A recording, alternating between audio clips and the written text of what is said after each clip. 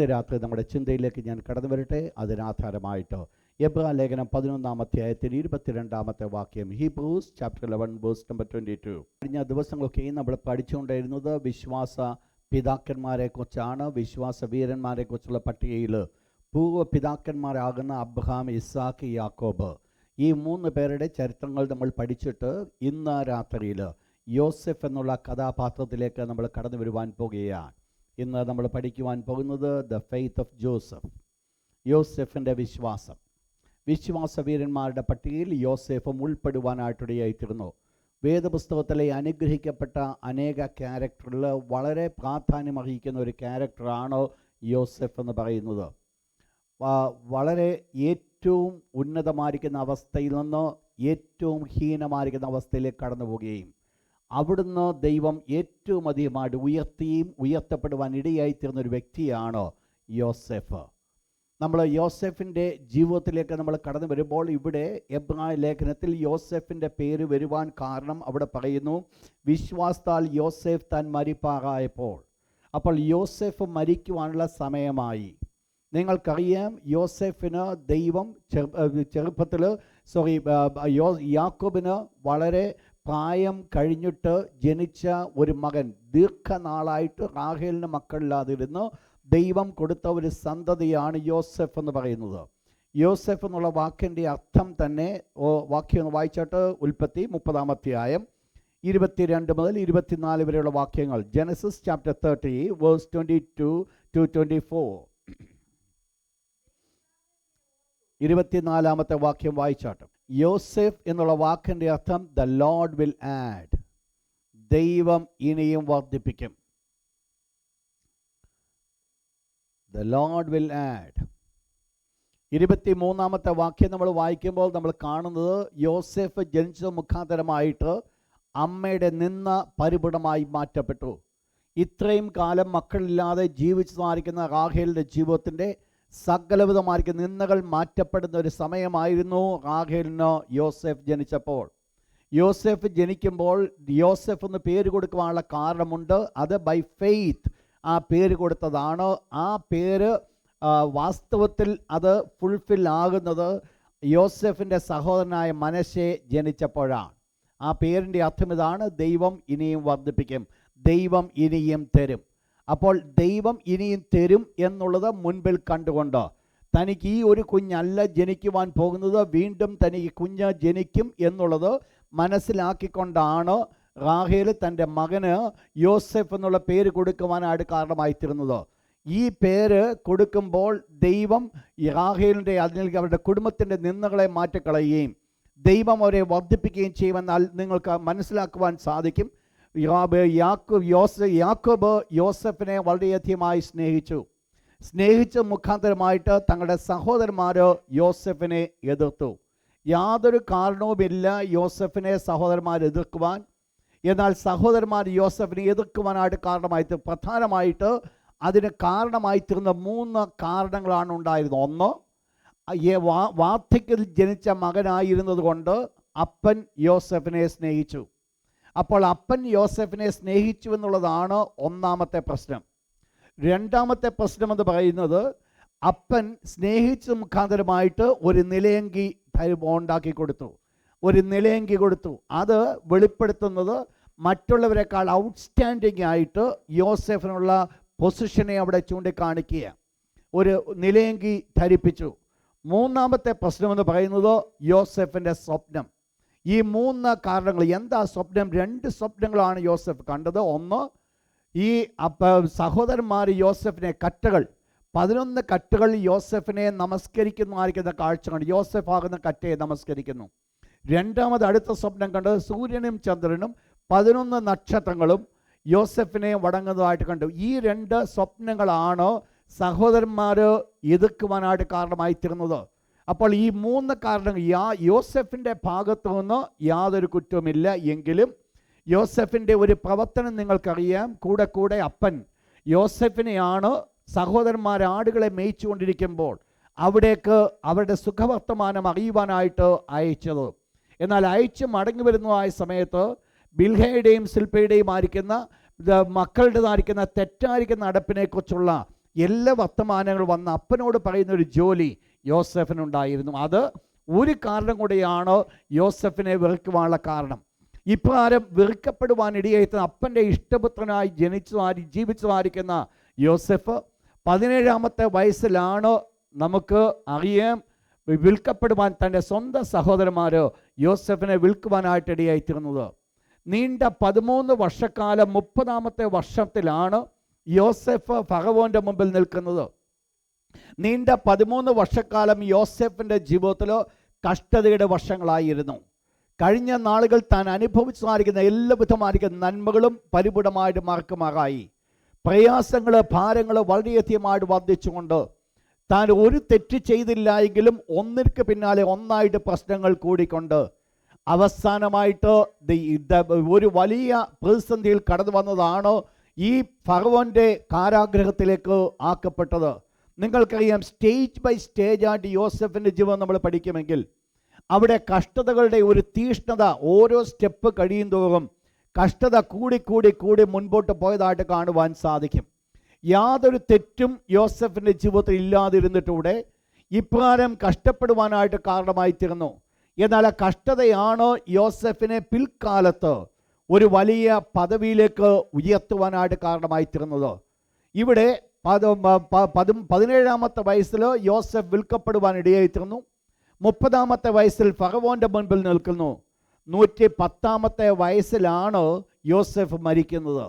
നിങ്ങൾക്കറിയാം, അതുകൊണ്ട് ഏകദേശം 80 ചില്ലുവാനം വർഷങ്ങൾ ഈ ഫറവോൻ്റെ കൊട്ടാരത്തിൽ മിസ്രൈമിൻ്റെ രണ്ടാമനായിട്ട് വാണുകൊണ്ടിരുന്ന യോസെഫിൻ്റെ ജീവിതത്തെക്കുറിച്ച്, അവസാന കാലത്തെക്കുറിച്ച് ദൈവത്തിൻ്റെ ദാസൻ ഇപ്രകാരം പറയുകയാണ്, യോസെഫ് വിശ്വാസത്താൽ യോസെഫ് താൻ മരിപ്പാറായി.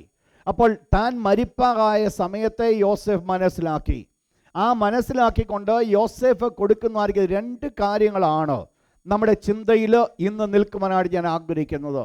അവിടെ വീണ്ടും ഒരിക്കൽ കൂടെ 22-ാമത്തെ വാക്യം ഒന്ന് വായിച്ചാൽ, വേഴ്സ് 22.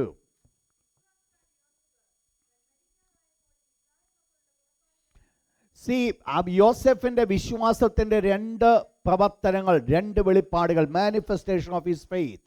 വിശ്വാസം താൻ വെളിപ്പെടുത്തുവാനായിട്ട് ഇടയായിത്തീർന്നു. 2 കാര്യങ്ങൾ കൂടെയാണ് തൻ്റെ വിശ്വാസം വെളിപ്പെടുത്തിയത്. 2 സംഭവങ്ങൾ കൂടെ. ഒന്ന്, അവിടെ പറയുന്നു, വിശ്വാസത്താൽ യോസെഫ് താൻ മരിപ്പാറായപ്പോൾ ഇസ്രായേൽ മക്കളുടെ പുറപ്പാടിൻ്റെ കാര്യം ഓർപ്പിപ്പിച്ചു. നിങ്ങൾ മനസ്സിലാക്കണം, നീണ്ട 80 വർഷക്കാലം ഫറവോൻ്റെ കൊട്ടാരത്തിൽ മിസ്രൈമിൽ രണ്ടാമനായിട്ട് വാണതായിരിക്കുന്ന യോസെഫിൻ്റെ ജീവിതം താൻ മരിക്കുവാൻ തുടങ്ങുമ്പോൾ ആ മരണസമയത്ത് ഇപ്രകാരം പറയുന്നു, ഈ യോസെഫ് തൻ്റെ സഹോദരന്മാരെ വിളിച്ചിട്ട് ഇസ്രായേൽ മക്കളുടെ പുറപ്പാടിൻ്റെ കാര്യം ഓർപ്പിക്കുവാനായിട്ടിടയായിത്തീർന്നു. എന്ന് പറഞ്ഞാൽ യോസെഫിന് നന്നായിട്ട് ഈ കൊട്ടാരത്തിൽ ജീവിക്കുമ്പോൾ, ഇത്രമാത്രം ഉന്നതമായിരിക്കുന്ന പ്രൗഢിയിൽ താൻ ആയിരിക്കുന്ന സമയത്തും ഒരു കാര്യം തന്നെ എപ്പോഴും ഓർപ്പിച്ചുകൊണ്ടേയിരുന്നു, ഈ മിസ്രൈം അല്ല എൻ്റെ സ്വന്തം ദേശം. എൻ്റെ പൂർവ്വപിതാക്കന്മാരായിരിക്കുന്ന അബ്രഹാമിനും ഇസ്ഹാക്കിനും യാക്കോബിനും വാഗ്ദത്തം ചെയ്തൊരു വാഗ്ദത്ത ദേശം ഞങ്ങൾക്കുണ്ട്. ആ ദേശത്തേക്ക് ഞങ്ങൾ കടന്നു പോകേണ്ടതാണ്.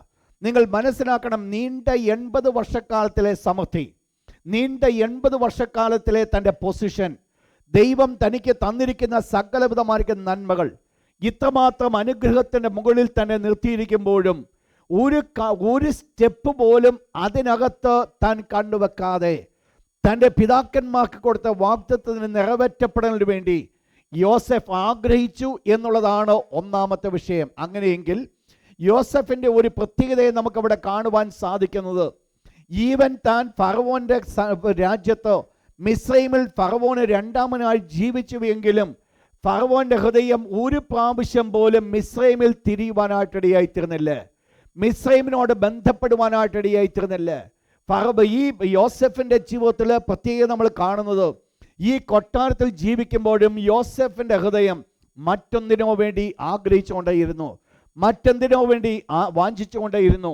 യോസെഫ് കണ്ടത് ഈ മിസ്രൈം അല്ല, മിസ്രൈമിൻ്റെ ദേശമെന്ന് കാണുവാനല്ല യോസെഫ് ആഗ്രഹിച്ച, മറിച്ച് പൂർവ്വപിതാക്കന്മാർ കൊടുത്ത വാഗ്ദത്ത ദേശം, അതാണ് തൻ്റെ സ്വന്തം ദേശമെന്ന് മനസ്സിലാക്കുവാൻ യോസെഫിന് സാധ്യമായി തീർന്നു. ഇതാണ് യോസെഫിൻ്റെ ജീവിതത്തിലെ ഒന്നാമത്തെ പ്രത്യേകത. കാരണം മരിക്കുന്ന സമയത്ത് യോസെഫ് തൻ്റെ സഹോദരന്മാരോട് പറയുന്നൊരു കാര്യമുണ്ട്, നിങ്ങൾക്ക് ഒരു പുറപ്പാടുണ്ട്. വായിച്ചോട്ട് ഉൽപ്പത്തി പുസ്തകം 50-ാം അധ്യായം, ഉൽപ്പത്തി പുസ്തകം 50-ാം അധ്യായം 24-ാമത്തെ വാക്യം. ശ്രദ്ധിക്കണം, ആ വേർഡ് പറയുന്നു, ഞാൻ അബ്രഹാമിനോടും ഇസ്ഹാക്കിനോടും യാക്കോബിനോടും വാഗ്ദത്തം ചെയ്ത ദേശത്തേക്ക് നിങ്ങളെ കൊണ്ടുപോകും. അത് വളരെ ക്ലിയർ ആയിട്ട് യോസെഫിന് നല്ല അറിവുണ്ട്. യോസെഫിന് നന്നായിട്ട് അറിയാം, ഞാൻ മരിക്കുവാൻ തുടങ്ങിയ, പക്ഷെ ഇതല്ല എൻ്റെ സ്വന്തം ദേശം.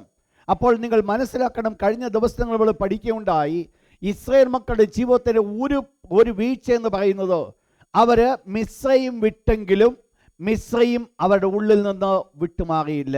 നിങ്ങൾ ഓർമ്മയുണ്ടെന്ന് തോന്നുന്നു ആ വിഷയം. അവർ മിസ്രയീം വിട്ടു, അവരെ ചെങ്കടൽ ഇക്കരെ കടന്നു. മിസ്രയീം ഫറവോനുമായിട്ട് അവർക്ക് യാതൊരു ബന്ധവുമില്ല, മിസ്രയീമായിട്ട് അവർക്ക് യാതൊരു ബന്ധവുമില്ല. ഇപ്പോൾ അവർ വളരെ സുഖപരമായ രീതിയിൽ ജീവിക്കുന്ന ഒരു അവസ്ഥയിലാണ് അവരായിരുന്നതെങ്കിലും അവരുടെ ഹൃദയത്തിൽ നിന്ന് മിസ്രയീം വിട്ടു മാറ്റപ്പെട്ടിട്ടില്ല. അവർ മിസ്രയീം വിട്ടവരാണെങ്കിലും മിസ്രയീം അവരുടെ ഉള്ളിലുണ്ട്. എന്നാൽ ഇവിടെ നമ്മൾ ഒരു ദൈവ പൈതലിനെ കാണുന്നത്, അവൻ മിസ്രയീമിൽ സകലതുമായ സുഖസൗകര്യങ്ങളോടുകൂടി ജീവിക്കുമ്പോഴും മിസ്രയീം ഒരല്പം പോലും അവൻ്റെ ഉള്ളിൽ കടന്നു ചെയ്തിട്ടില്ല. മിസ്രയീമിലാണ് ജീവിക്കുന്നത്, മിസ്രയീമിലെ നന്മകൾ താൻ അനുഭവിക്കുന്നു, എല്ലാവിധമായിരിക്കുന്ന സൗഭാഗ്യങ്ങൾ അനുഭവിച്ചുകൊണ്ടേ ഇരിക്കുമ്പോഴും മിസ്രയീം അവൻ്റെ ഉള്ളിൽ കടക്കുവാനായിട്ടിടയായി തന്നില്ല. ആ മിസ്രയീമിനെ കാണുന്ന സമയത്തൊക്കെയും ചിന്തിക്കുന്നൊരു വിഷയമുണ്ട്, ഇതല്ല എൻ്റെ സ്വന്തം ദേശം എന്നുള്ളത്, ഇതല്ല ഞാൻ ആയിരിക്കേണ്ടത്. നിങ്ങൾക്കറിയാം എന്താണ് ഇവരെല്ലാം ആഗ്രഹിച്ചത്, നിങ്ങൾക്കറിയാം.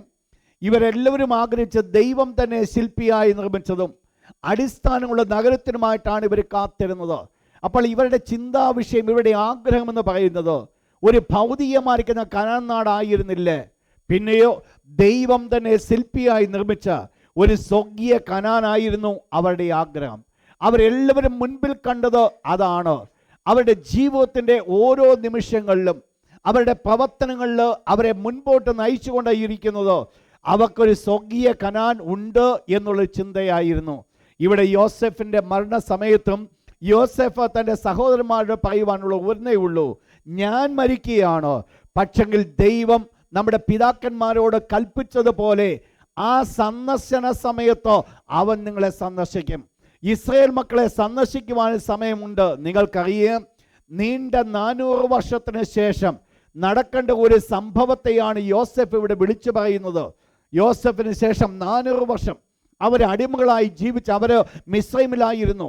ആ 400 കൊല്ലത്തിന് ശേഷം നടക്കേണ്ട ഒരു വിഷയത്തെയാണ് യോസെഫ് ഇപ്പോഴും മനസ്സിൽ കൊണ്ട് നടക്കുവാനായിട്ട് കാരണമായി തീർന്നത്. അങ്ങനെയെങ്കിൽ ഈ വേർഡ് യോസെഫ് തൻ്റെ സഹോദരന്മാരോട് പറയുമ്പോൾ ഒരുപക്ഷെ എന്തായിരിക്കണം യോസെഫ് ചിന്തിച്ചത്? ഒന്നാമതായിട്ട് സഹോദരന്മാർക്കൊരു ആലോചനയുണ്ട്, നിങ്ങൾ ഒരിക്കലും ചിന്തിക്കരുത് ഈ ഗോശൻ ദേശമാണ് നിങ്ങളുടെ സ്ഥിരമായ പാർപ്പിടം എന്നുള്ളത്. നിങ്ങൾക്കറിയാം, ഇവർക്ക് ഒത്തിരി ആടുമാടുകളുണ്ട്. ആടുമാടുകൾ കാരണമാണ് അവർ മിസ്രൈമിൽ വന്നത്. മിസ്രൈമിൽ വന്നപ്പോൾ ഗോശൻ ദേശം തിരഞ്ഞെടുക്കുവാനുള്ള സ്ഥലം അതുകൊണ്ടാണ്.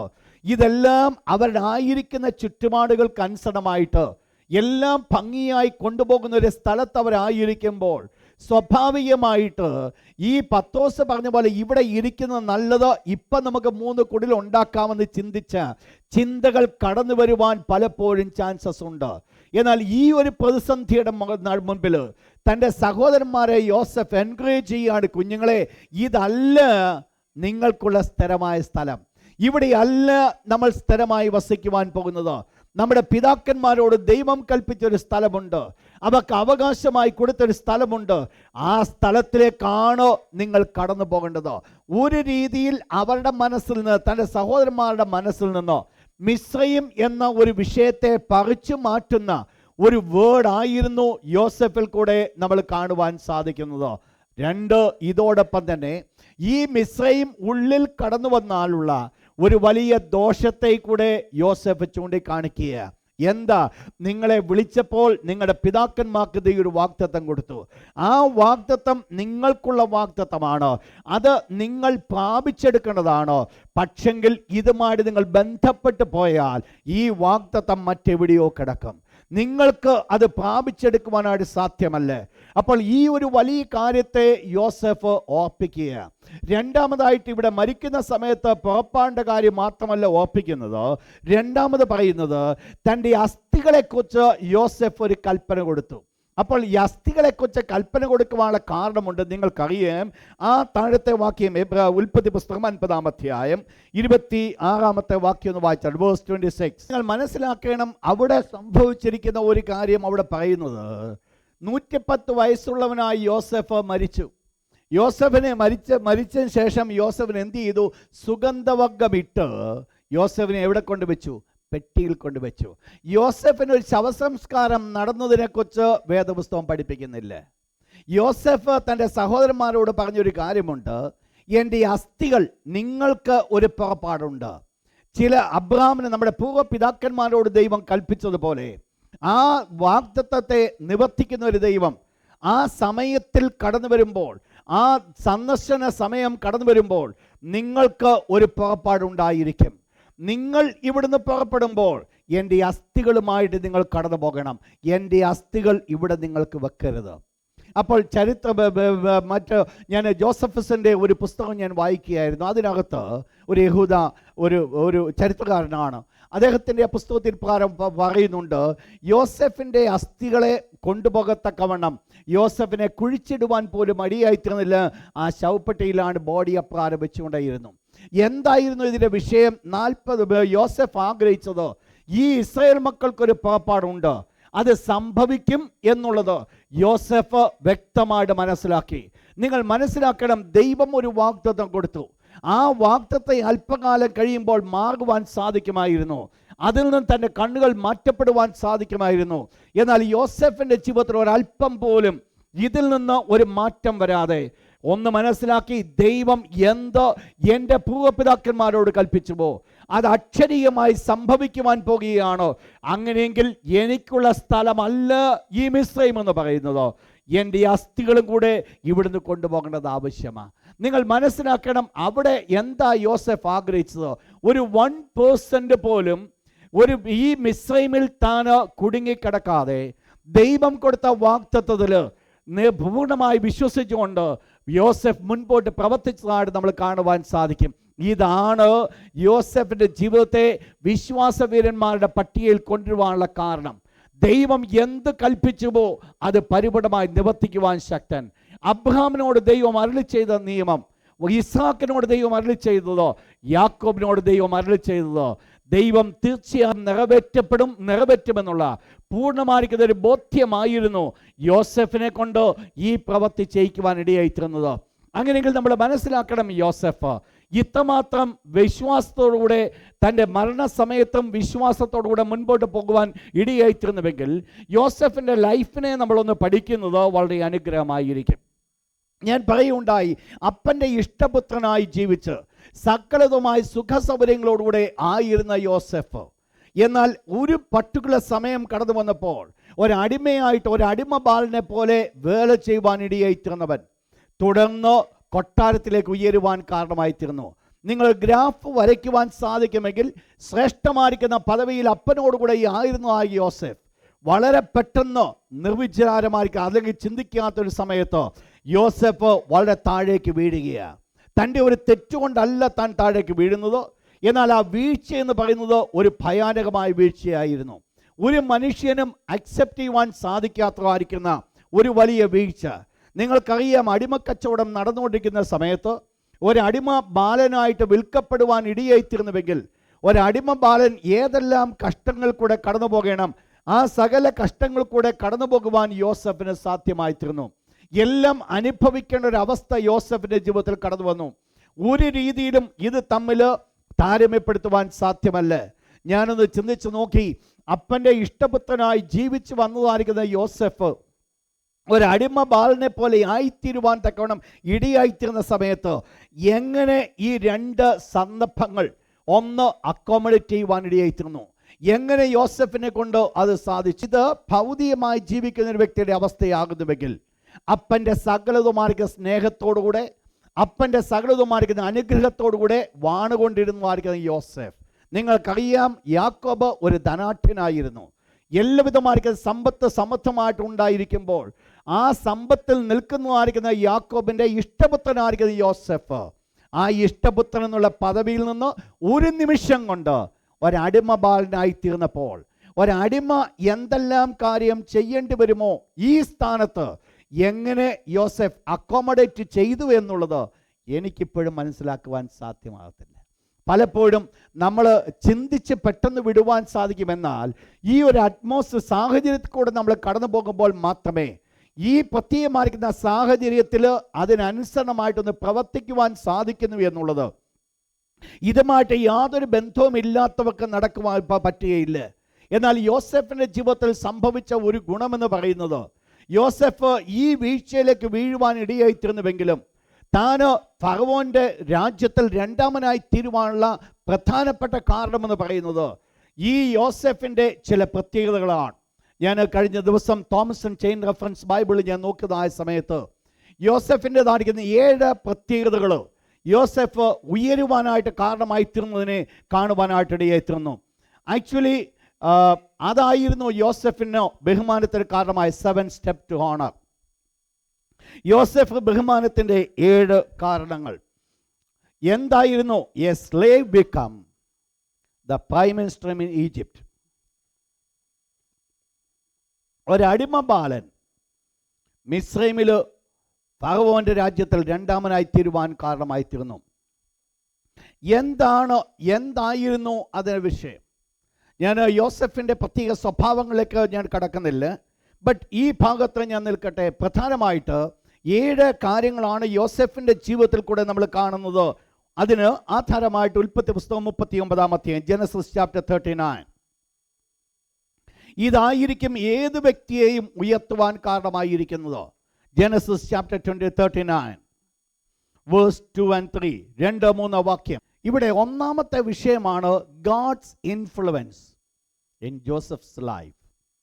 അതാണ് ഒന്നാമത്തെ അനുഗ്രഹത്തിൻ്റെ കാരണം. യോസെഫ് മാനിക്കപ്പെടുവാൻ കാരണമായി തീർന്നത്, യോസെഫ് ഉയർക്കപ്പെടുവാൻ കാരണമായി തീർന്നത്, ജോസഫ് ഓണർ ചെയ്യപ്പെടുവാൻ കാരണമായി തീർന്ന 7 പ്രധാനപ്പെട്ട കാരണങ്ങൾ.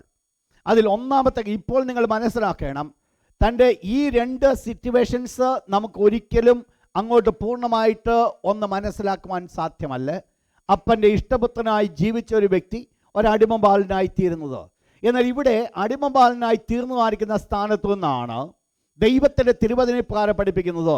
യോസെഫിൻ്റെ ഒന്നാമത്തെ പ്രത്യേകതയാണ് യോസെഫിന് ഈവൻതോ തൻ്റെ സഹോദരന്മാർ വിൽക്കുവാനായിട്ടിടയായി തീർന്നുവെങ്കിൽ, തൻ്റെ സഹോദരന്മാരാൽ വിൽക്കപ്പെടുവാൻ കാരണമായി തീർന്നുവെങ്കിലും യോസെഫിൻ്റെ ജീവിതത്തിൻ്റെ ഒരു പ്രാധാന്യത ദൈവം യോസെഫിനോടുകൂടെ ഉണ്ടായിരുന്നു. നിങ്ങൾ മനസ്സിലാക്കണം, ഒരു വ്യക്തിയുടെ ജീവിതത്തിൽ ഏറ്റവും അധികമായിട്ട് അനുഗ്രഹിക്കപ്പെടുവാൻ കാരണമായിരിക്കുന്നത്, ഏറ്റവും അധികമായിട്ട് ആവശ്യമായിരിക്കുന്നത് ദൈവം അവനോടുകൂടെ ഇരിക്കുക എന്നുള്ളത്. ദൈവം കൂടെ ഇരുന്നതാണോ യോസെഫ് അനുഗ്രഹിക്കപ്പെട്ടത്? നിങ്ങൾ മനസ്സിലാക്കണം, ദൈവം കൂടെ ഇരുന്നത് കൊണ്ട് എന്ത് ലഭിക്കുവാനായിട്ടിടയായിത്തീർന്നു? ദൈവം എന്നോടുകൂടെ ഇരിക്കുന്നുവെങ്കിൽ ഞാൻ സാധാരണപ്പെട്ട ഒരു വ്യക്തിയെ പോലെ ആയിരിക്കയില്ല ഞാൻ ജീവിക്കുന്നത്. മറ്റുള്ളവരുടെ ജീവിതത്തിൽ നിന്നോ എൻ്റെ ജീവിതത്തിലോ ഒരു മാറ്റമുണ്ടാകേണ്ടത് ആവശ്യമാണ്. ദൈവം ഉള്ളവനും ദൈവമില്ലാത്തവനും, ദൈവം കൂടെ ഇരിക്കുന്നവനും ദൈവത്തെ വല്ലപ്പോഴും വിളിക്കും തമ്മിൽ ഒരു വ്യത്യാസമുണ്ട് എന്നുള്ളത് ദൈവമക്കൾ മനസ്സിലാക്കേണ്ടത് വളരെ ആവശ്യമാണ്. ദൈവം കൂടെ ഉണ്ടായിരുന്നത് കൊണ്ട് എന്ത് സംഭവിച്ചു? ദൈവത്തിൻ്റെ തിരുവചനപ്രകാരം പറയുന്നു, അവൻ കൃതാർത്ഥനായിത്തീർന്നു. നിങ്ങൾ മനസ്സിലാക്കണം, എൻ്റെയും നിങ്ങളുടെയും പ്രവൃത്തിയിൽ ഞാനും നിങ്ങൾ കൃതാർത്ഥരായിത്തീരുന്നത് എൻ്റെയും നിങ്ങളുടെ കഴിവുകൊണ്ടല്ല, പിന്നെയോ സ്വർഗത്തിലെ ദൈവം എന്നോടുകൂടെ ഇരിക്കുന്നത് കൊണ്ട്. നിങ്ങൾ മനസ്സിലാക്കണം, ദൈവത്തിൻ്റെ ഇൻഫ്ലുവൻസ് എന്നോടുകൂടെ, ദൈവം എന്നോടുകൂടെ ഇരിക്കണമെന്നുണ്ടെങ്കിൽ നിങ്ങൾ മനസ്സിലാക്കണം, നമ്മൾ നേരത്തെ ചിന്തിക്കുകയുണ്ടായി, 2 പേർ ഒത്തിട്ടല്ലാതെ ഒരുമിച്ച് നടക്കുവാനായിട്ട് സാധിക്കുമോ? ദൈവം എന്നോടുകൂടെ ഇരിക്കണമെന്നുണ്ടെങ്കിൽ ദൈവത്തിന് ഇഷ്ടമുള്ളതോ എൻ്റെ ജീവിതത്തിൽ കൂടി നിവർത്തിക്കപ്പെടേണ്ടതോ വളരെ ആവശ്യമാണ്. നിങ്ങൾക്കറിയാം, അരുമനാഥനാകുന്ന യേശുവിനെ കുറിച്ച് ദൈവത്തിന് മാറ്റമില്ലാത്തവതിന് പ്രകാരം പഠിപ്പിക്കുന്നു. അപ്പോസ്തലപ്രവൃത്തി 10-ാം അധ്യായം അതിന് 38-ാമത്തെ വാക്യം, വേഴ്സ് 38. ശ്രദ്ധിക്കുക, അവിടെ കർത്താവായ യേശുക്രിസ്തുവിൽ കൂടെ വലിയ പ്രവർത്തനങ്ങൾ വെളിപ്പെടുവാനുള്ള കാരണത്തെക്കുറിച്ച് അവിടെ പറയുന്നു. ഇതുവരെ ആ വാക്യം അണ്ടർലൈൻ ചെയ്യാത്തവർ ആ വാക്യം അണ്ടർലൈൻ ചെയ്യുക. വളരെ ബ്യൂട്ടിഫുൾ വാക്യമാണ്. നസ്രനായ യേശുവിനെ ദൈവം പരിശുദ്ധാത്മാവിനാലും ശക്തിയാലും അഭിഷേകം ചെയ്തതും. അപ്പോൾ ആദ്യമായിട്ട് യേശു ക്രിസ്തുവിൻ്റെ ജീവിതത്തിൽ എന്ത് സംഭവിച്ചു?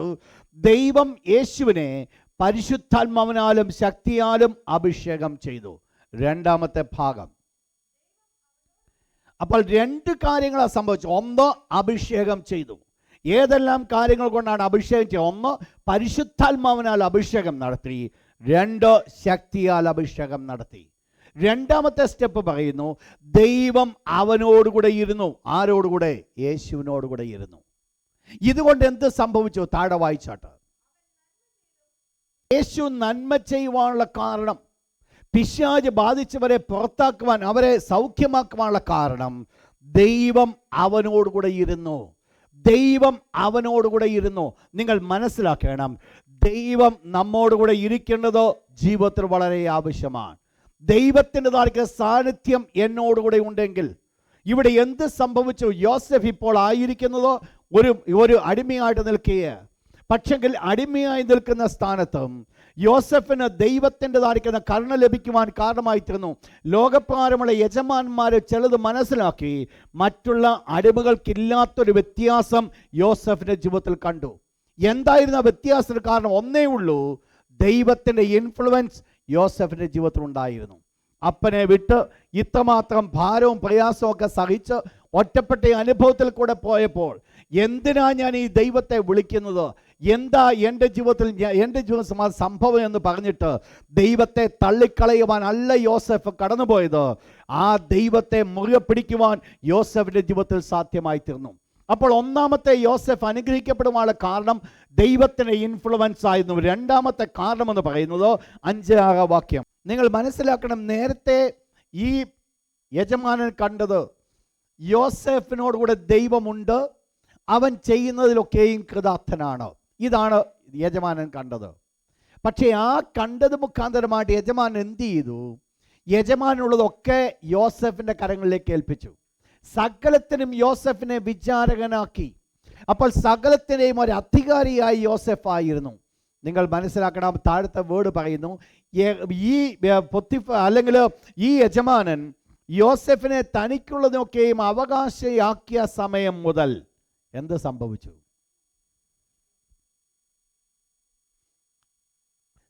എന്തെല്ലാം യോസഫിൻ്റെ കയ്യിൽ വന്നുവോ, ഇതിനു മുൻപ് നടന്നത് വേറെ വിഷയമായിരുന്നു. യോസഫിനോടുകൂടെ ദൈവം ഉണ്ടായിരുന്നു, യോസഫ് കൃതാർത്ഥനായി. എന്തെങ്കിലുമൊക്കെ ഏൽപ്പിച്ചു കൊടുത്തൊക്കെ ഭംഗിയായിട്ട് യോസഫ് ചെയ്തു.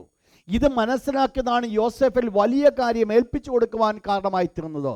എന്നാൽ ഈ വലിയ കാര്യം ഏൽപ്പിച്ചു കൊടുത്തപ്പോൾ യോസഫിൻ്റെ ജീവിതത്തിൽ സംഭവിച്ചത്, എന്തെല്ലാം യോസഫിൻ്റെ കൈയിൻ്റെ കീഴിൽ വന്നുവോ ആ കൈയുടെ കീഴിൽ വന്നത് മുഴുവൻ അനുഗ്രഹിക്കപ്പെട്ടു. നിങ്ങൾ മനസ്സിലാക്കണമേ, എന്നെയും നിങ്ങളെയും ദൈവം നിർത്തിയിരിക്കുന്ന സ്ഥാനത്ത് സ്വർഗത്തിലെ ദൈവത്തിൻ്റെ ഇൻഫ്ലുവൻസ് എന്നോട് നിങ്ങളോടുകൂടി ഉണ്ടെങ്കിൽ, മറ്റെല്ലാത്തെക്കാൾ ഉപരിയായിട്ട് ദൈവത്തിൻ്റെ സാന്നിധ്യം ഞാൻ ആഗ്രഹിക്കുന്നുവെങ്കിൽ, ദൈവത്തിൻ്റെതായിരിക്കുന്ന കൂട്ടായ്മ ഞാൻ ആഗ്രഹിക്കുന്നുവെങ്കിൽ, ഒരു കാര്യം സത്യമാണ്, ഈ ഇരിക്കുന്ന അവസ്ഥയിൽ ദൈവം നമ്മളെ ഇരുത്തുകയല്ല, ഇതിനേക്കാൾ വലുതിനു വേണ്ടി ദൈവം നമ്മളെ ഉയർത്തും. ദൈവം ഒരിക്കൽ പോലും ഉയർത്താതിരിക്കത്തില്ല. എന്താ ഉയർത്തുവാനുള്ള കാരണം? ലോകത്തിൻ്റെ മക്കൾക്ക് ഒരു കാര്യം അറിയാം, ഒരു ദൈവ പൈതലിൻ്റെ ജീവിതത്തിൽ ചിലത് ഏൽപ്പിച്ചു കൊടുത്താൽ അതെല്ലാം വളരെ ഭംഗിയായി നടക്കും. ലോകമനുഷ്യൻ്റെ കൈക്കീഴ് വന്നാൽ ആ അനുഗ്രഹം വരത്തില്ല. കാരണം യോസഫിനെ ഏതിന്മേൽ അധികാരിയാക്കിയോ ആ സമയം മുതൽ അവൻ്റെ കൈക്കീഴുള്ളത് മുഴുവൻ അനുഗ്രഹിക്കപ്പെട്ടു. കാരണം എന്ന്? യോസഫായി ഇപ്പോൾ അധികാരി. ഇതാണ് ആ യജമാനൻ മനസ്സിലാക്കിയത്. അപ്പോൾ എന്ത് സംഭവിച്ചു നിങ്ങളൊന്ന് മനസ്സിലാക്കണം. ഇവിടെ യോസഫിൻ്റെ ഒരു പ്രത്യേകതയെ നമ്മൾ നോക്കിയാൽ, വായിച്ചാട്ട് അതിൻ്റെ 6-ാമത്തെ വാക്യം കൂടെ ഒന്ന് വായിച്ചാട്ട്, ശ്രദ്ധിക്കുക. 4-ാമത്തെ വാക്യം കൂടെ ഒന്ന് വായിച്ചാട്ട്. ഇഷ്ടനായി ശുശ്രൂഷ. അപ്പോൾ യോസഫിൻ്റെ രണ്ടാമത്തെ പ്രത്യേകത നിങ്ങൾ മനസ്സിലാക്കണം. ഈ ഒരു സിറ്റുവേഷൻ വീട്ടിൽ പോയി നിങ്ങൾ ചിന്തിച്ചുകൊള്ളു. എനിക്ക് ചിന്തിച്ചത് മനസ്സിലാകുന്നില്ല. ബാപ്പൻ്റെ വീട്ടിൽ വളരെ സുഖത്തോടുകൂടെ ജീവിച്ച ഒരു വ്യക്തി അടിമയായിത്തീരുമ്പോൾ തൻ്റെ ജീവിതത്തിൽ താൻ പ്രവർത്തിച്ചായിരിക്കുന്ന പ്രവർത്തനം, ഇവിടെ എന്താ യോസഫിൻ്റെ ജീവിതത്തെ നമ്മൾ കാണുന്നത്? അവിടെ ആ വേർഡ് പറയുന്നത്, അതുകൊണ്ട് യോസഫ് അവന് ഇഷ്ടനായി ശുശ്രൂഷ ചെയ്തു. അപ്പോൾ യോസഫ് തൻ്റെ യജമാനന് ഇഷ്ടനായി മാറ്റപ്പെട്ടു. എന്താ ഇഷ്ടനായി തീരുവാൻ കാരണമായി തീർന്നത്? എന്തുകൊണ്ട് യജമാനൻ ഇഷ്ടപ്പെട്ടു? ഇഷ്ടപ്പെടാൻ ഒരു കാരണമുണ്ട്. യജമാനൻ ഏൽപ്പിച്ചതിനകത്തൊക്കെ ആരായിരിക്കണം? വിശ്വസ്തനായിരിക്കണം. അപ്പോൾ രണ്ടാമത്തെ പ്രത്യേകത ഫെയ്ത്ത്ഫുൾനെസ് ഇൻ ബിസിനസ്. തന്നെ ഫലമേൽപ്പിച്ച കാര്യത്തിൽ യോസെഫ് വിശ്വസ്തനായിരുന്നു. തൻ്റെ വിശ്വസ്തത നിങ്ങൾ മനസ്സിലാക്കണം. ഒരു രീതിയിലും യോസെഫ് വിശ്വസ്തത കാണിക്കേണ്ട കാര്യമില്ല. താൻ ഈ പർട്ടിക്കുലർ സമയത്ത് ഒരു വലിയ ഇറിറ്റേഷൻ ആയിരിക്കും തൻ്റെ ഉള്ളിൽ ഉണ്ടാകേണ്ടത്. നമ്മളായിരുന്നെങ്കിൽ അതായിരിക്കും സംഭവിക്കുന്നത്. എന്തുകൊണ്ട് എൻ്റെ ജീവിതത്തിൽ സംഭവിച്ചു? ഈ ചോദ്യമായിരിക്കും നമ്മൾ ചോദിക്കുന്നത്. പക്ഷേ യോസെഫിൻ്റെ ജീവിതത്തിൽ ആ ഒരു ചോദ്യമേ കാണുന്നില്ല. എന്തുകൊണ്ട് തൻ്റെ ജീവിതത്തിൽ സംഭവിച്ചു? വാസ്തവത്തിൽ ദൈവം തന്നോട് കൂടെ ഇരുന്നതാണോ അതിന് കാരണമായിരിക്കുന്നത്? പക്ഷെ ഒരു കാര്യം യോസെഫിനുണ്ടായിരുന്നു. ഇത്രമാത്രം ഹീനമായിരിക്കുന്ന ഒരു പൊസിഷനിലേക്ക് കടന്നു വരുവാൻ സാധ്യമായി തീർന്നപ്പോഴും തന്നെ ഏൽപ്പിച്ച കാര്യങ്ങളൊക്കെ യോസെഫ് വിശ്വസ്തനായിരിക്കാൻ സാധ്യമായി തീർന്നു. ഏൽപ്പിച്ചത് വിശ്വസ്തരായിരിക്കുക. വാസ്തവത്തിൽ ഞാൻ ഇന്ന് വൈകിട്ട് പ്രാർത്ഥിച്ചുകൊണ്ടിരുന്നപ്പോൾ ഞാൻ പ്രാർത്ഥിക്കുകയായിരുന്നു, ദൈവമേ, ഒരു വ്യക്തിയുടെ ജീവിതത്തിൽ ഈ ലോകത്തിൽ വേണ്ടത് ഇത് മാത്രമാണ്. നമ്മളെ ആക്കിയിരിക്കുന്ന സ്ഥാനത്ത്, അത് ഭൗതികമായിക്കൊള്ളട്ടെ ആത്മീയമായിക്കൊള്ളട്ടെ, ഏത് സ്ഥാനത്തും ഒരു മനുഷ്യനെ കാട്ടുവാനുള്ള ഒരു പ്രവർത്തനമല്ല. പിന്നെയോ ദൈവത്തോട് വിശ്വസ്തനായിരിക്കാൻ, ദൈവം പരമേൽപ്പിച്ച കാര്യത്തിൽ വിശ്വസ്തരായിരിക്കാൻ സാധിക്കുമെങ്കിൽ അവിടെയാണോ ദൈവത്തിൻ്റെ മാന്യത ലഭിക്കുവാൻ കാരണമായിരിക്കുന്നത്. ഇത് ഒന്നോട് ചേർന്ന് പോകുന്നതാ. ദൈവം തന്നോടുകൂടെ ഇരിക്കുന്നത് കൊണ്ട് തന്നെ പരമേൽപ്പിച്ച കാര്യത്തിൽ വിശ്വസ്തനാകാതിരിക്കാൻ യോസെഫിന് സാധ്യമല്ല. കാരണം ദൈവം തന്നോടുകൂടെ ഇരിക്കണമെങ്കിൽ ദൈവം ആഗ്രഹിക്കുന്ന ഒരു കാര്യമാണ് വിശ്വസ്തത. നിങ്ങൾക്കറിയാം, സംഗീതക്കാരിപ്രകാരം പറയുന്നു, യഹോവേ രക്ഷിക്കണമേ, മനുഷ്യപുത്രന്മാരിൽ വിശ്വസ്തന്മാർ കുറഞ്ഞിരിക്കുന്നു. അപ്പോൾ വിശ്വസ്തന്മാർ ഇല്ലാതിരിക്കുവാനുള്ള കാരണം ദൈവത്തോട് അവർക്ക് ബന്ധമില്ലാത്തതുകൊണ്ട്, ദൈവത്തിൻ്റെ സാന്നിധ്യം അവരോടുകൂടെ ഇല്ലാത്തത്. ദൈവത്തിൻ്റെ സാന്നിധ്യം അവരോടുകൂടെ ഉണ്ടെങ്കിൽ, ദൈവമാണ് അവരെ നയിക്കുന്നതെങ്കിൽ, ദൈവത്തിൻ്റെ ഇൻഫ്ലുവൻസ് അവരുടെ ജീവിതത്തിലേക്ക് കടന്നു വരുന്നുവെങ്കിൽ അവരുടെ സകല മേഖലകളിലും ഈ ഒരു അനുഭവം കാണുവാനിടയായി തരും. നിങ്ങൾക്കറിയാം, ദാനിയേലിൻ്റെ ജീവിതത്തിൽ സംഭവിച്ച ഇത് തന്നെയാണ്. കൊട്ടാരത്തിൽ ജീവിച്ച ഒരു മനുഷ്യനാണ് ദാനിയേൽ. കാരണം വേദപുസ്തകം പഠിപ്പിക്കുന്നു, കുലീനന്മാരിൽ ഉള്ള വിദ്യാഭ്യാസമുള്ളവരെ കൊണ്ടുവരാണോ ബാബേൽ രാജാവ് കൽപ്പിച്ചത്. അപ്പോൾ കുലീനത്വമുള്ള പ്രഭുക്കന്മാരുടെ കുടുംബത്തിൽ ജനിക്കപ്പെട്ടതായ ദാനിയേൽ, ഒരുപക്ഷെ രാജകുടുംബത്തിൽ തന്നെ ജനിക്കപ്പെട്ട ദാനിയേൽ ഇപ്പോൾ ആയിരിക്കുന്നത് വളരെ ഹീനമായിരിക്കുന്ന ഒരു കൊട്ടാരത്തിൽ, താഴേതായിരിക്കുന്ന ഒരു അവസ്ഥയിൽ ജീവിക്കുന്നതായിരിക്കുന്ന സ്ഥാനത്തും ദാനിയേലിൻ്റെ ജീവിതത്തെക്കുറിച്ച് ദൈവത്തിൻ്റെ വിശുദ്ധ വചനം പറയുന്നു, അവൻ്റെ ദൈവത്തോടുള്ള കാര്യത്തിലല്ലാതെ മറ്റൊരു കാര്യത്തിലും ഒരു തെറ്റും കണ്ടുപിടിക്കുവാൻ സാധ്യമായില്ല. ഒരു തെറ്റും കണ്ടുപിടിക്കുവാൻ, ഒരു പെർഫെക്റ്റ്നെസ്, ഒരു പ്രവർത്തനത്തിൻ്റെ പെർഫെക്റ്റ്നെസ്. എന്തുകൊണ്ടാണ് അവിടെ സംഭവിച്ചത്? ദൈവം ദാനിയേലിനോട് കൂടെ ഇരുന്നു. നിങ്ങൾ മനസ്സിലാക്കണം, ജീവിതത്തിൻ്റെ പെർഫെക്ഷൻ കടന്നു വരണമെങ്കിൽ ദൈവം കൂടെ ഇരുന്നെങ്കിൽ മാത്രമേ സാധ്യമാകുള്ളൂ.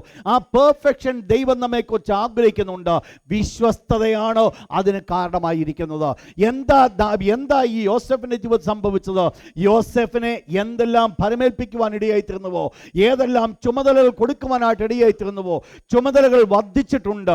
എന്നാൽ ഏത് ചുമതല വർദ്ധിച്ചുവോ അതിനനുസൃതമായിട്ട് പ്രവർത്തിക്കുവാൻ, ആ ചുമതലയോട് വിശ്വസ്തത കാണിക്കുവാൻ യോസെഫിന് സാധിച്ചു എന്നുള്ളതാണ് രണ്ടാമത്തെ അനുഗ്രഹം.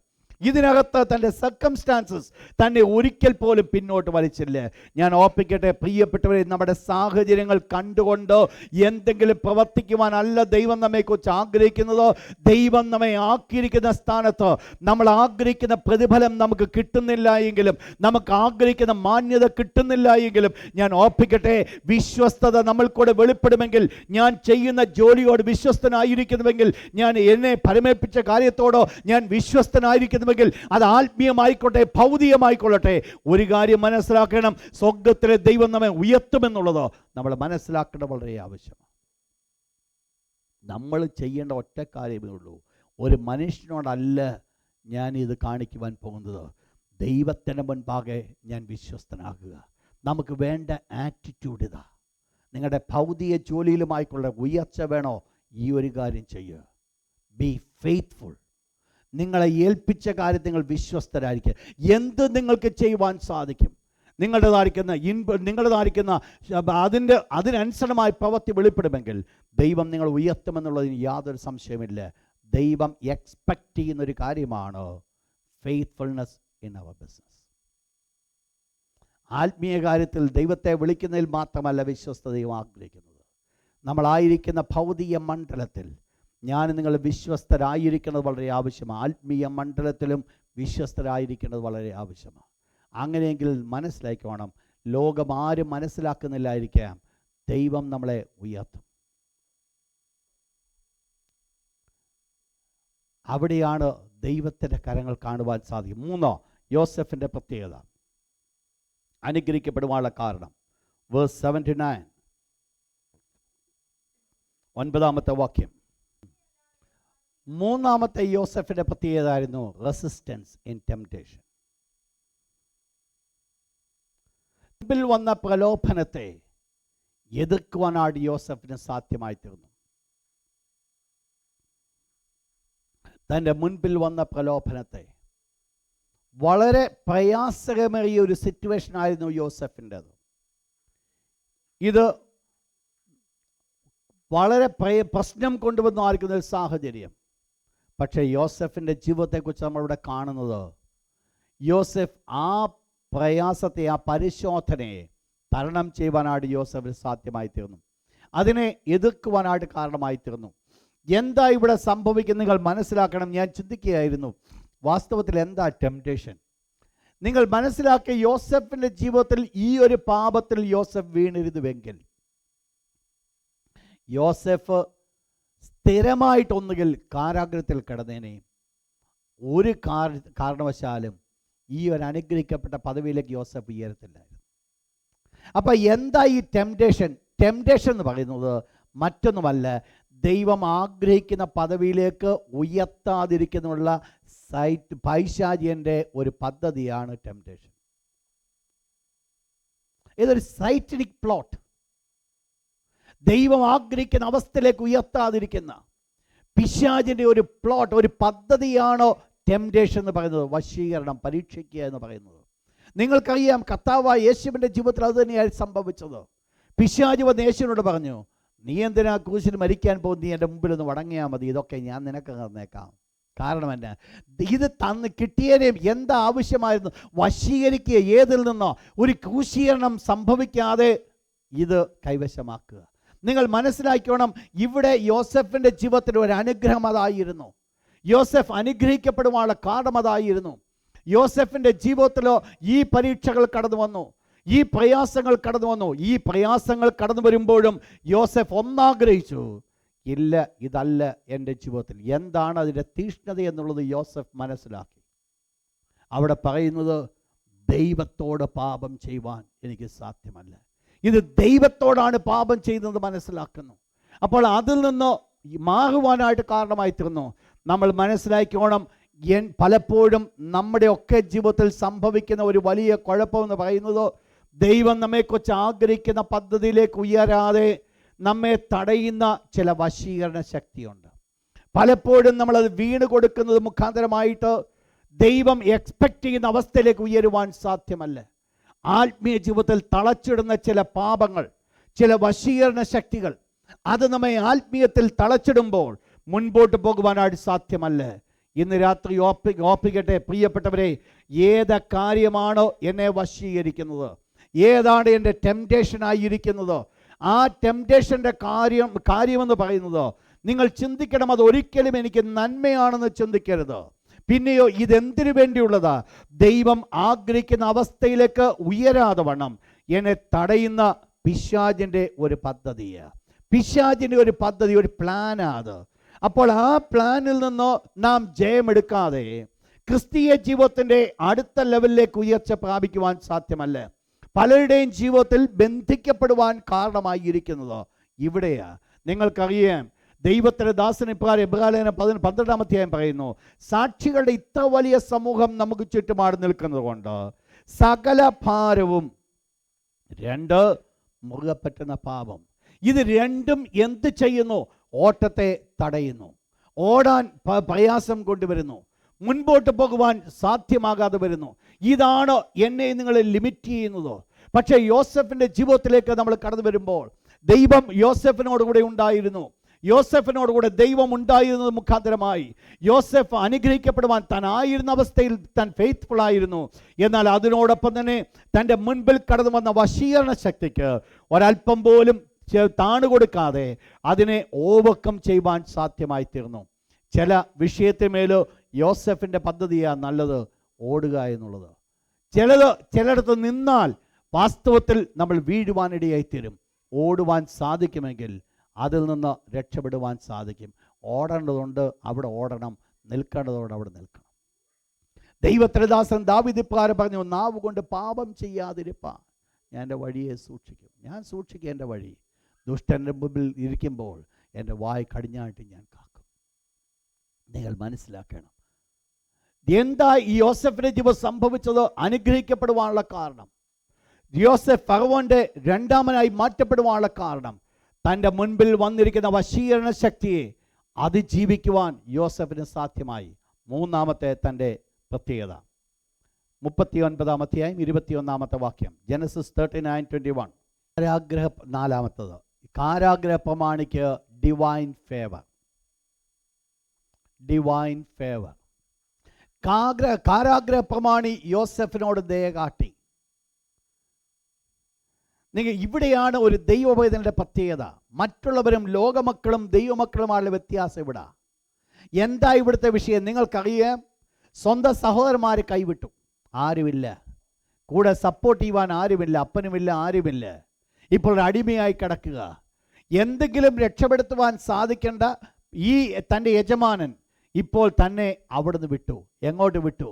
ഫറവോന്റെ കാരാഗ്രഹത്തിലേക്ക് വിട്ടിരിക്കുക. നോക്കണം, എല്ലായിടത്തും ഇരുട്ടുകൾ മാത്രം. ഒരല്പം പോലും സന്തോഷിക്കുവാൻ ഒരു സ്ഥാനമില്ല, ആശ്വാസത്തിൻ്റെ ഒരു ഇടമില്ല. എന്നാൽ ഒരു ദൈവ പൈതലിനെ ദൈവം ഒരിക്കലും ആശ്വാസമില്ലാതെ വിടത്തില്ല. അവൻ കാരാഗ്രഹത്തിൽ കിടക്കുമ്പോൾ എന്ത് സംഭവിച്ചു? കാരാഗ്രഹ പ്രമാണി യോസെഫിനോട് ദയ കാണിച്ചു. ദൈവം എന്നോട് ദയ കാണിക്കുന്നത്, ദൈവം ഡയറക്റ്റ്ലി എന്നോട് ദയ കാണിക്കുവാൻ സാധിക്കും. അതേസമയം തന്നെ എൻ്റെ ചുറ്റുപാടുമുള്ള സാഹചര്യങ്ങൾ കൂടെ മറ്റുള്ളവർ മുഖാന്തരമായിട്ട് എന്നോട് ദയ കാട്ടുവാൻ സാധിക്കും. നിങ്ങൾ പലരും ഇത് അനുഭവിച്ചിട്ടുണ്ട്. ഒരു പക്ഷെങ്കിൽ എല്ലാം എതിർത്തു എന്ന് പറയുമ്പോൾ, എല്ലാം പ്രതികൂലമെന്ന് പറയുമ്പോൾ, ചില സ്ഥാനത്ത് ചില നന്മകളെ നമുക്ക് കാണുവാൻ സാധിക്കും. ചില നല്ല വെളിച്ചം നമുക്ക് കാണുവാൻ സാധിക്കും. അതൊരു വലിയ വെളിച്ചമൊന്നും ആയിരിക്കത്തില്ല. പക്ഷേ ഈ വെളിച്ചമുണ്ടെങ്കിൽ, എല്ലാവരും തന്നെ എതിർത്തപ്പോഴും കാരാഗ്രഹ പ്രമാണി നിന്നോട് ദയ കാണിച്ചിട്ടുണ്ടെങ്കിൽ അതിൻ്റെ അർത്ഥമുണ്ട്, സ്വർഗത്തിലെ ദൈവം നിന്നോടുകൂടെ ഉണ്ടെന്നുള്ളതാണ്. മനസ്സിലായാൽ പറഞ്ഞത്. എല്ലാവരും എതിർത്ത് നിൽക്കുക. പക്ഷെ എന്ത് സംഭവിച്ചു? ദൈവം തള്ളിക്കളഞ്ഞില്ല. നിങ്ങൾ മനസ്സിലാക്കണം, ദൈവത്തിൻ്റെ മക്കളുമായിട്ട് പ്രവർത്തിക്കുന്ന പ്രവർത്തനത്തിൽ ദൈവത്തിൻ്റെ ഒരു പ്രത്യേകതയാണ്, മനുഷ്യർക്ക് നടപ്പല്ലാത്ത പരീക്ഷ നിങ്ങൾക്ക് നേരിട്ടിട്ടില്ല. ദൈവം വിശ്വസ്തൻ. നിങ്ങൾക്ക് സഹിപ്പാൻ കഴിയുന്നതിന് മീതെ പരീക്ഷ നേരിടുവാൻ അവനോ ഒരിക്കലും സമ്മതിക്കത്തില്ല. അപ്പോൾ എൻ്റെയും നിങ്ങളുടെ ജീവിതത്തിൽ സഹിക്കുന്നതിനപ്പുറത്തേക്ക് പരീക്ഷ അവൻ തരത്തില്ല. പിന്നീട് എന്തു ചെയ്യും? ഒരു നീക്കുപോക്ക് ദൈവം തരും, ഒരു നന്മയുടെ ഒരു മാർഗം, ഒരു ആശ്വാസത്തിന്റെ ഉറവിടം. എല്ലാവരും നമ്മളെ എതിർക്കുമ്പോഴായിരിക്കും ഒരു വ്യക്തി നമ്മളെ വിളിച്ചൊന്ന് ആശ്വസ്. That's more than enough. അത് കാണുമ്പോൾ, അത് കേൾക്കുമ്പോൾ മനസ്സിലാക്കണം, സ്വർഗത്തിലെ ദൈവം എന്നെ കൈവിട്ടില്ല. യോസെഫിൻ്റെ ജീവിതത്തിൻ്റെ ഒരു മെച്ചമതായിരുന്നു. എല്ലാം പ്രതികൂലമായിരിക്കുമ്പോൾ ദൈവത്തിൻ്റെ ദയ കാരാഗ്രഹ പ്രമാണിയിൽ കൂടെ യോസെഫിന് ലഭിക്കുവാൻ കാരണമായി തീർന്നു. അഞ്ചാമത്തെ യോസെഫിൻ്റെ പ്രത്യേകത 40 അധ്യായം 5-8, 5 മുതൽ 8 വരെയുള്ള വാക്യം. 8 വാക്യം ഒന്ന് വായിച്ചാൽ. അഞ്ചാമത്തെ യോസെഫിൻ്റെ പ്രത്യേകത, ready to use the gifts in adverse circumstances. പ്രതികൂലങ്ങളുടെ സമയത്തും ദൈവം കൊടുത്തിരിക്കുന്ന കൃപ ഉപയോഗിക്കുവാൻ സാധിച്ചു. പലപ്പോഴും ready to use the gifts in adverse circumstances. പ്രതികൂലങ്ങളുടെ സമയത്ത് നിങ്ങൾ മനസ്സിലാക്കണം, പലപ്പോഴും ഈ സന്ദർഭങ്ങൾ ദൈവം നമ്മെ ഫലമേൽപ്പിച്ച ആ വേലയെ അതിനനുസരണമായിട്ട് പ്രവർത്തിക്കുവാൻ നമുക്ക് മനസ്സ് വരികയില്ല. എന്നാൽ യോസെഫിൻ്റെ ജീവിതത്തിൻ്റെ ഒരു പ്രത്യേകത ഇതായിരുന്നു. നിങ്ങൾക്കറിയാം യോസെഫിൻ്റെ പ്രത്യേകത എന്ന് പറയുന്നത്, യോസെഫിനെ കുറിച്ച് ആദ്യം തന്നെ പറയുന്നുണ്ട്. ആരായിരുന്നു യോസെഫ്? ഒരു സ്വപ്നക്കാരൻ. സ്വപ്നക്കാരൻ മാത്രമല്ല, സ്വപ്നവ്യാഖ്യാനിയും കൂടെ ആയിരുന്നു. അത് ദൈവം കൊടുത്തൊരു കൃപയാണ്. പക്ഷേ ഈ സ്വപ്നവ്യാഖ്യാനം എന്നുള്ളത് യോസെഫ് എന്ത് ചെയ്തു? ഈ കാരാഗ്രഹത്തിൽ കിടക്കുമ്പോൾ, താൻ ഈ കാരാഗ്രഹത്തിലായിരിക്കുന്ന സമയത്ത് അവിടെ ആ ഗിഫ്റ്റ് യൂസ് ചെയ്യുവാനൊരു ഓപ്പർച്യൂണിറ്റി തനിക്ക് ലഭിച്ചപ്പോൾ ഒരല്പം പോലും മടി കാണിച്ചില്ല. അത് ഉപയോഗിക്കുവാൻ കാരണമായി തീർന്നു.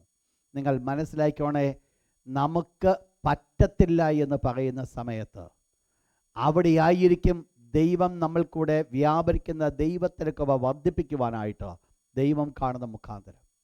നിങ്ങൾ മനസ്സിലാക്കണം, ദൈവത്തിന് പ്രവർത്തിക്കുന്നത് പല രീതിയിൽ. ദൈവത്തിൻ്റെ ഹിതം നമുക്കറിയത്തില്ല.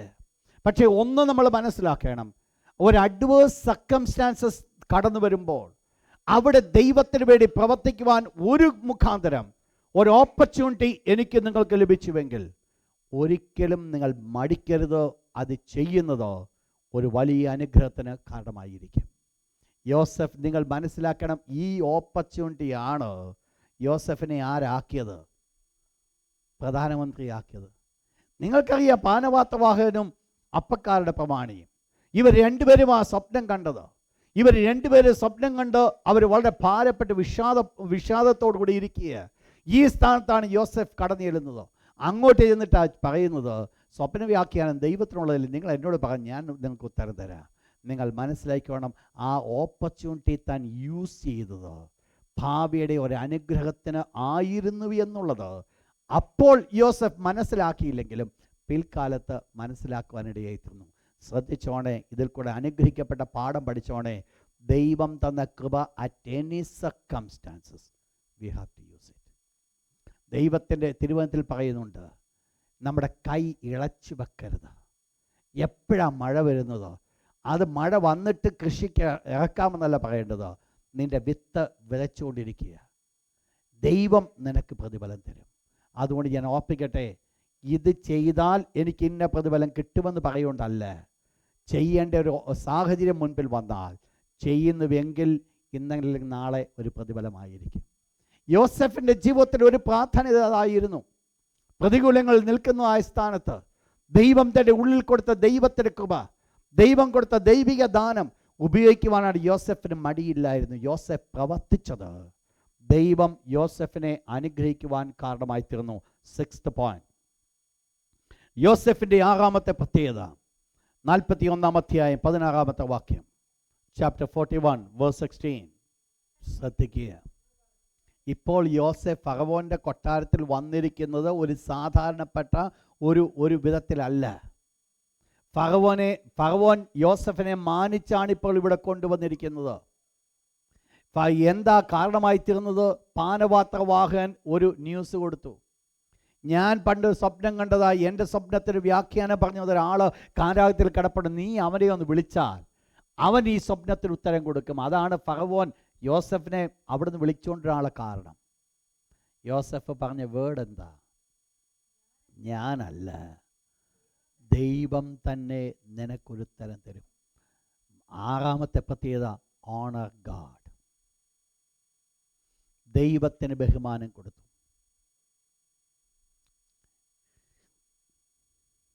ഇത് എന്നിൽ നിക്ഷിപ്തമാക്കപ്പെട്ടിരിക്കുന്ന ദൈവിക കൃപയെന്ന് പറഞ്ഞുകൊണ്ടിരിക്കാൻ അല്ല യോസെഫ് ആഗ്രഹിച്ചത്.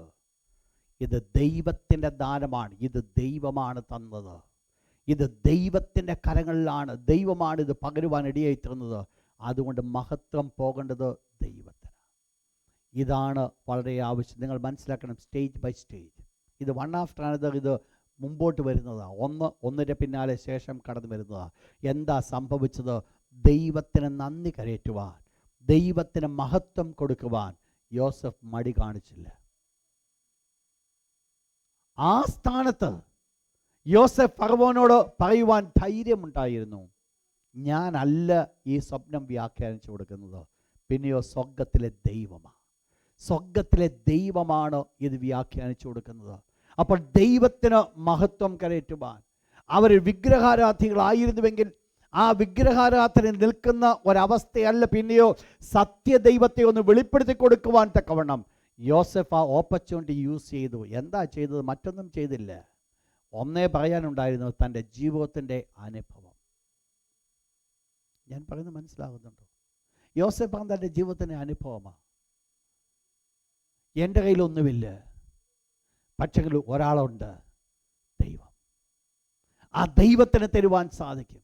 നിങ്ങൾ മനസ്സിലാക്കണം, എന്ത് സംഭവിച്ചു, ദൈവത്തെ മഹത്വപ്പെടുത്തുവാൻ, ദൈവത്തിന് മഹിമ കൊടുക്കുവാൻ യോസെഫിന് സാധിച്ചു. 7th point, അതിൻ്റെ 41 അധ്യായം വേഴ്സ് 25 to 39, വേഴ്സ് 38 and 39 വായിച്ചാട്ട്. The point, divine revelations. Divine revelations. യോസെഫിന് ലഭിച്ചതായിരിക്കുന്ന ദൈവികമായിരിക്കുന്ന വെളിച്ചം, ദൈവികമായിരിക്കുന്ന വെളിപ്പാട്. എന്താ ഇവിടെ സംഭവിച്ചത്? യോസെഫ് സ്വപ്നം കണ്ടു. ഫറവോൻ സ്വപ്നം കണ്ടു. ആ സ്വപ്നം യോസെഫിൻ്റെ അടുത്ത് പറഞ്ഞപ്പോൾ യോസെഫ് അതിൻ്റെ അർത്ഥം വ്യാഖ്യാനിച്ചു കൊടുത്തു. ആ അർത്ഥം വ്യാഖ്യാനിച്ചു കൊടുത്തപ്പോൾ ഫറവോൻ ഇപ്രകാരം പറഞ്ഞു, നിന്നെപ്പോലെ വിവേകമുള്ള മറ്റാരെങ്കിലും ഉണ്ടോ? നീയാണ് ഈ ജോലി ചെയ്യുവാൻ കഴിവുള്ളവൻ. കാരണം ദൈവം നിനക്കിത് വെളിപ്പെടുത്തുന്നു. നീ ഈ വെളിപ്പാടുകൾ നിങ്ങൾ പ്രാപിച്ചു. നിങ്ങൾ മനസ്സിലാക്കണേ, ഇവിടെ കാരാഗ്രഹത്തിൽ കിടക്കുന്ന യോസെഫിൻ്റെ ജീവിതത്തിലാണ് വൺ ആഫ്റ്റർ അനദർ, ഒന്ന് അടുത്തതിലേക്ക് യോസെഫിനെ നയിക്കുകയായിരുന്നു. ഒന്ന്, യോസെഫ്, ദൈവം യോസെഫിനോട് കൂടി ഉണ്ടായിരുന്നു. അതോടുകൂടെ എന്ത് ലഭിച്ചു? യോസെഫ് പ്രമോട്ട് ചെയ്യപ്പെട്ടു. ഫെയ്ത്ത്ഫുൾനെസ് തൻ്റെ ജീവിതത്തിൽ ഉണ്ടായിരുന്നു. അതെന്ത് ചെയ്തു? തൻ്റെ ജീവിതത്തിൽ കടന്നു വന്നായിരിക്കുന്ന ടെംപ്റ്റേഷനെ റെസിസ്റ്റ് ചെയ്യുവാൻ കാരണമായി തീർന്നു. അതുകൊണ്ട് അതിൽ കൂടെ എന്ത് സംഭവിച്ചു? ദൈവത്തിന് ഡിവൈൻ ഫേവർ, കരുണ ലഭിക്കുവാൻ കാരണമായി തീർന്നു. അത് നെക്സ്റ്റ് സ്റ്റെപ്പിൽ എന്തിലേക്ക് വന്നു? ദൈവം തന്നതായിരിക്കുന്ന ഗിഫ്റ്റുകൾ ഏത് സാഹചര്യങ്ങളിലും ഉപയോഗിക്കുവാൻ കാരണമായി തീർന്നു. അതേ ഫോളോഡ് ബൈ ദൈവത്തിന് മഹത്വം കൊടുക്കുവാൻ അവസാനമാണ് നമ്മൾ കണ്ടത്, ദൈവികമായിരിക്കുന്ന പരിജ്ഞാനം പ്രാപിച്ച ഒരു മനുഷ്യനായിട്ട് കാണുക. ഈ ഒരു സ്ഥാനത്ത് വന്നതാണ് യോസെഫ് ഉയർക്കപ്പെടുവാൻ കാരണമായി തീർന്നത്. നിങ്ങൾ മനസ്സിലാക്കണം, സ്വപ്നം വ്യാഖ്യാനിച്ചു കൊടുത്തത് കൊണ്ട് മാത്രമല്ല. പിന്നെയോ ഫറവോൻ ഒരു കാര്യം മനസ്സിലാക്കി, ഈ ഒരു പൊസിഷനിൽ ജോലി ചെയ്യുവാൻ യോസെഫിനെ പോലെ മറ്റാരുമില്ല. ഡിവൈൻ റെവലേഷൻ, ദൈവികമായിരിക്കുന്ന വെളിപ്പാടുകൾ, ദൈവികമായിരിക്കുന്ന പരിജ്ഞാനം യോസെഫിനെ ഉയർത്തുവാനായിട്ടിടയായി തീർന്നു. എന്ത് സംഭവിച്ചു? ഫറവോൻ്റെ കൊട്ടാരത്തിൽ രണ്ടാമനായി വാഴുവാൻ തക്കവണ്ണം യോസെഫിന് സാധ്യമായി തീർന്നു. ദൈവത്തിൻ്റെ ദാസൻ ദൈവത്തിൻ്റെ തിരുവചനം പഠിപ്പിക്കുമ്പോൾ, വിശ്വാസ വീരന്മാരുടെ പട്ടികയിലേക്ക് കടന്നു വരുമ്പോൾ അവിടെ താൻ പറയുന്ന ഇപ്രകാരമാണ്, വിശ്വാസത്താൽ യോസെഫ് താൻ മരിപ്പാറായപ്പോൾ ഇസ്രായേൽ മക്കളുടെ പുറപ്പാടിൻ്റെ കാര്യം ഓർപ്പിച്ചു, തൻ്റെ അസ്ഥികളെക്കുറിച്ച് കൽപ്പന കൊടുത്തു. നിങ്ങൾ മനസ്സിലാക്കണം, ആ തുടക്കത്തിലുണ്ടായിരുന്ന ദൈവത്തിൻ്റെ സാന്നിധ്യം ജീവിതത്തിൻ്റെ എൻഡ് വരെ, മരണം വരെ തന്നോടുകൂടെ ആയിരിക്കാൻ, ദൈവത്തിന് ഇഷ്ടം ചെയ്യുവാൻ യോസെഫിന് സാധ്യമായി തീർന്നത്, അനുഗ്രഹിക്കപ്പെടുവാൻ കാരണമായി തീർന്നുവെങ്കിൽ ഇന്ന് രാത്രി ഞാനും നിങ്ങളും അപ്രകാരം അനുഗ്രഹിക്കപ്പെടുവാൻ കാരണമായിരിക്കും. എന്താണോ എനിക്ക് നിങ്ങൾക്ക് വേണ്ടത്? ദൈവം നമ്മോടുകൂടെ ഇരിക്കണം. ഈ ഒരു വേർഡ് ശ്രദ്ധിക്കണമേ. ദൈവം യോസെഫിനോടുകൂടെ ഇരുന്നു, അവൻ്റെ പ്രവൃത്തിയിൽ കൃതാർത്ഥനായി. നിങ്ങൾ ചോദിക്കേണ്ട ചോദ്യമുണ്ട്. ഞാൻ പലപ്പോഴും പറയാറുണ്ട്, നിങ്ങൾക്കറിയാം, ഗിദിയോൻ ഒരു ചോദ്യം ചോദിച്ചു. ആ ചോദ്യം ഇതാണ്, ദൈവം നമ്മോടുകൂടെ ഉണ്ടെങ്കിൽ ഈ നമ്മുടെ അപ്പച്ചന്മാർ പറഞ്ഞിട്ടുള്ള അത്ഭുതങ്ങളൊക്കെ ഇന്ന് എവിടെ? ഞാൻ എന്താ ഇന്നിങ്ങനെ കഷ്ടപ്പെടുന്നത്? ഒന്ന് ചോദ്യം ദൈവത്തോട്. ദൈവത്തിൻ്റെ അത്ഭുതത്തിൻ്റെ കാര്യങ്ങൾ കാണുവാൻ സാധിക്കും. ഒരു ചെറിയ വിഷയങ്ങളാണെങ്കിലും നിങ്ങൾക്ക് പ്രാർത്ഥിക്കുമെങ്കിൽ, ദൈവം എന്നോടുകൂടെ ഉള്ളത് കൊണ്ട് ഇതെൻ്റെ ജീവിതത്തിൽ സംഭവിക്കുവാൻ സാധ്യമല്ല എന്ന് നിങ്ങൾ പറയുവാൻ സാധിക്കുമെങ്കിൽ 100% ഞാൻ പറയട്ടെ, അത് നിങ്ങളുടെ ജീവിതത്തെ തൊടുകയില്ല.